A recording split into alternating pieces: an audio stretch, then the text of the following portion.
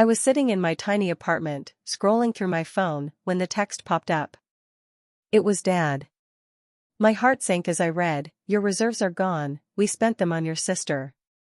My reserves. The money I'd saved for years, working double shifts at the cafe, skipping vacations, eating instant noodles to build a future. Gone. For my sister, Maya, who'd always been the golden child. The hook hit me like a punch. Why did they do this? I needed answers. I called Dad, my hands shaking. He sounded tired, distant. Maya needed it for her medical school tuition, he said. You're strong, Arjun. You'll manage. Manage? I was 25, barely scraping by, with dreams of opening my own bakery. That money was my lifeline. I hung up, tears burning my eyes. I thought of all the times I'd put my family first, covering Maya's phone bills, helping with rent when Dad lost his job. And now, this betrayal. I stared at the empty savings account on my banking app. 0. My chest tightened. But something else stirred, anger, maybe resolve. I wasn't going to let this break me. I'd find a way to rebuild, to prove I didn't need their approval to succeed. That night, I couldn't sleep. I kept replaying Dad's words, Maya's smug smile from years ago when she got the bigger room, the better gifts. I wasn't jealous, but I was tired of being invisible. By morning, I had a plan. I'd start small, maybe sell baked goods online. I'd show them what I could do without their help. The next week, I turned my tiny kitchen into a makeshift bakery. I had $50 left, enough for basic ingredients, flour, sugar, eggs. I baked my signature chocolate chip cookies, the ones my coworkers always raved about. I posted pictures on Instagram, calling it Arjun's Sweet Escape. To my surprise, orders trickled in, first from friends, then strangers. Each cookie was a step toward reclaiming my dreams.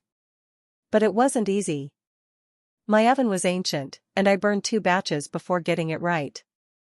I delivered orders on my rickety bicycle, racing through the city to keep cookies warm. At night, I'd collapse, flour still in my hair, but I felt alive. My phone buzzed constantly, orders, likes, comments. People loved my story, the guy who lost everything but kept going. One customer, an old lady named Mrs. Rao, ordered a dozen cookies every week. She'd tell me, "You've got heart, Arjun. That's worth more than money." Her words stuck with me. I started experimenting, lemon tarts, cinnamon rolls, even gluten-free options.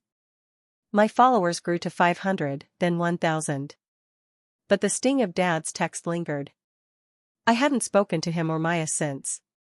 Part of me wanted to call, to scream, but I didn't. I poured that anger into my work. One night, a local cafe owner, Priya, messaged me. She'd tried my cookies and wanted to sell them in her shop. It was my first big break.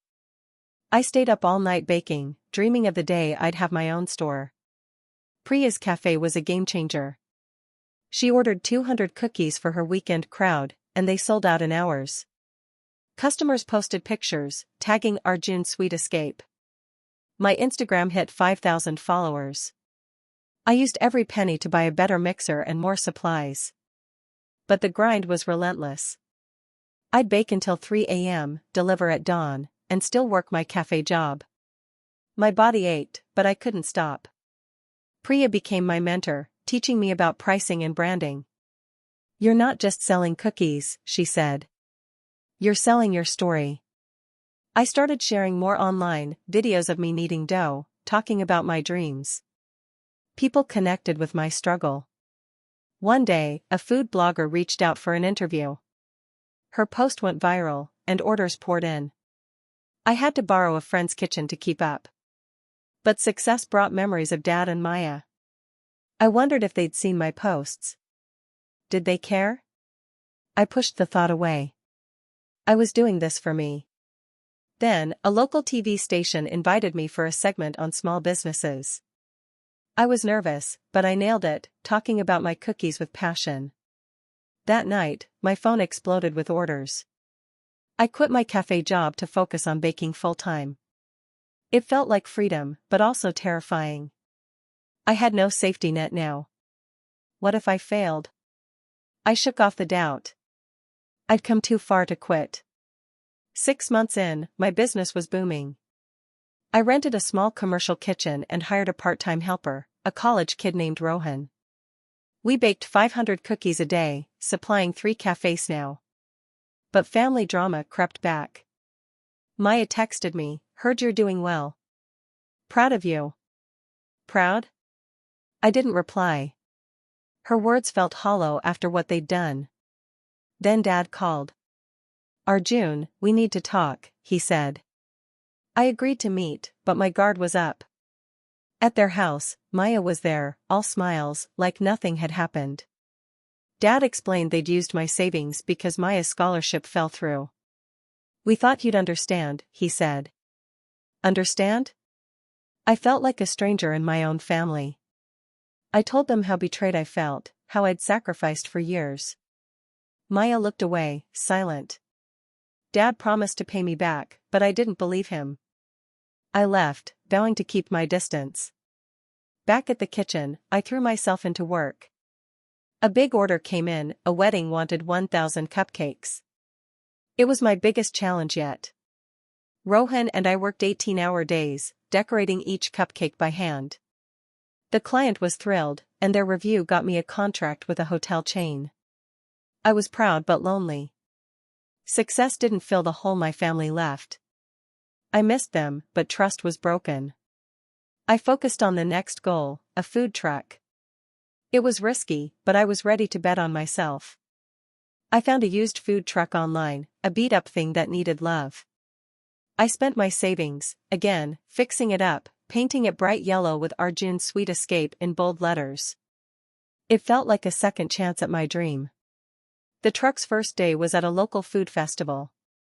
I was nervous, but the line stretched around the block. People loved my cookies, tarts, and new mango cheesecake. I sold out in 4 hours. A photo of my truck went viral on X, and orders spiked. I hired another helper, a bubbly girl named Anika, to manage the truck while I baked. Business was good, but I was stretched thin. One night, the truck broke down mid-event.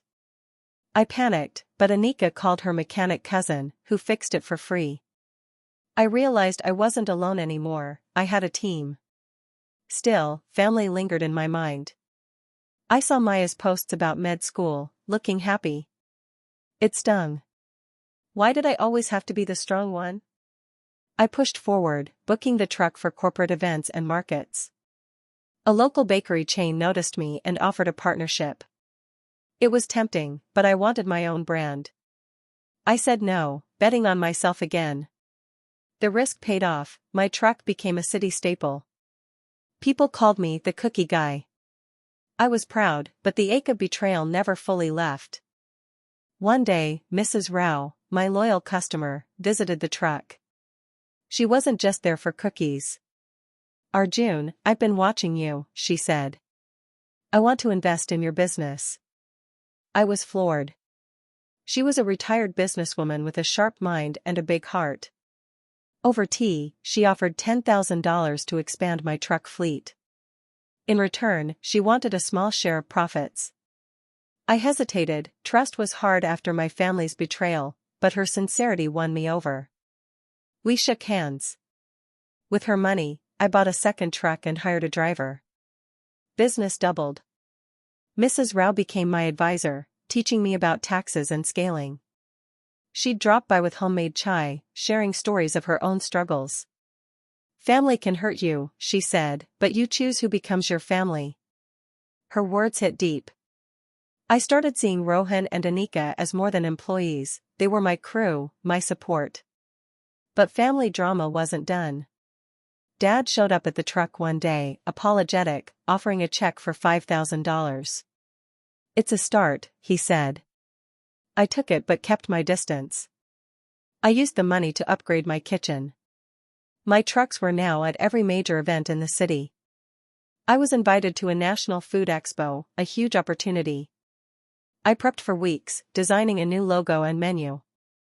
The expo was a hit, buyers from other cities wanted my baked goods.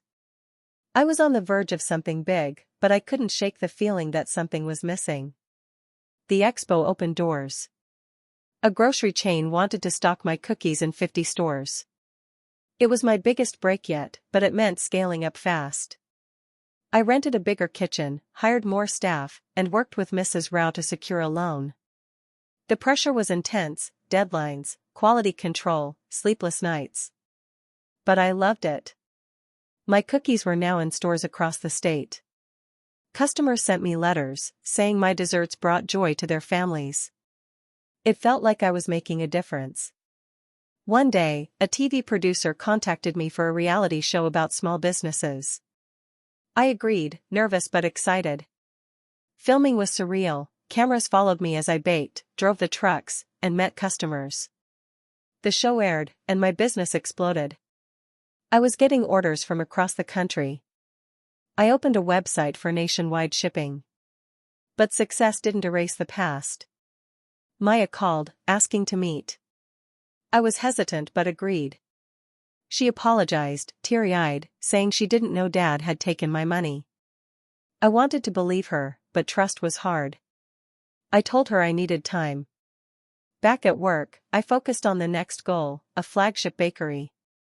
I found a perfect spot downtown, a cozy storefront with big windows. It was a huge risk, but I was ready.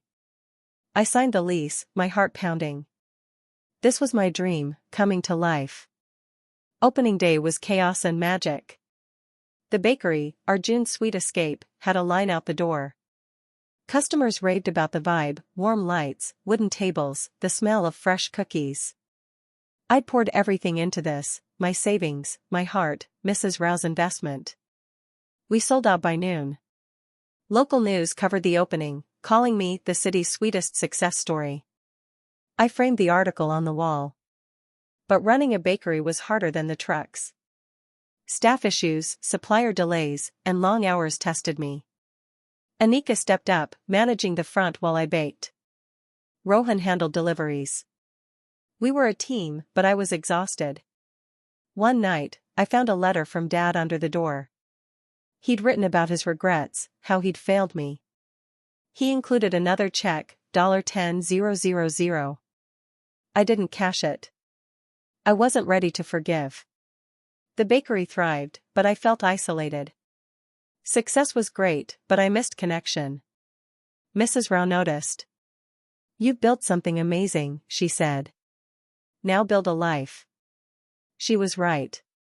I started hosting baking classes at the bakery, teaching kids and families. It brought me joy, seeing their faces light up as they decorated cookies. One kid, a shy boy named Sam, reminded me of myself, always trying to prove something. I gave him extra lessons for free. The bakery became more than a business, it was a community. But I still hadn't faced my family fully. I knew I had to, soon. A year after opening, the bakery was a local legend. We expanded to 2 more locations, and I was planning a cookbook. But my family was still a wound. I decided to confront it. I invited Dad and Maya to the bakery. It was awkward at first. Dad apologized again, saying he'd been desperate to help Maya. She admitted she'd been selfish, too focused on her own dreams. For the first time, I saw them as flawed, not villains. I didn't forgive them fully, but I let go of some anger. I gave them a tour, showing off the bakery I'd built from nothing. Maya looked impressed, maybe jealous. Dad hugged me, tears in his eyes. It wasn't perfect, but it was a start. Back at work, I focused on giving back. I donated desserts to shelters and sponsored a local youth program. Sam, the shy kid, became my apprentice, learning to bake. Seeing him grow gave me purpose. My cookbook got a publishing deal, and I poured my story into it, not just recipes, but the journey of losing everything and rebuilding. The launch was a hit, with fans lining up for signed copies. I was living my dream, but I realized it wasn't just about success. It was about who I shared it with. I started mending things with my family, slowly. We weren't close yet, but we were talking. I felt lighter, like I could finally move forward. 2 years after that text, I stood in my bakery, watching customers laugh and eat. My cookbook was a bestseller, and my trucks were in 3 cities. I'd paid off my loans and bought Mrs. Rao a thank you gift, a trip to Paris. She'd become family, along with Rohan, Anika, and Sam. I was 27 now, not the broke, betrayed kid from before. I'd built something real, something mine. Dad and Maya were trying to make amends, sending small payments when they could. I didn't need their money anymore, but I appreciated the effort. I was planning a national expansion, maybe even a TV show of my own. But more than that, I was happy. I'd learned that family isn't just blood, it's the people who believe in you. One day, Sam baked his first batch of cookies solo. They were perfect. I clapped him on the back, proud. That night, I got a text from an old friend, Priya, inviting me to a food conference in New York. It was a chance to go global. I said yes, excited for the next chapter. As I locked up the bakery, I looked at the sign, Arjun's Sweet Escape. It wasn't just a name, it was my story. I'd lost everything, but I'd gained more than I ever imagined. The future was mine to shape, and I was ready.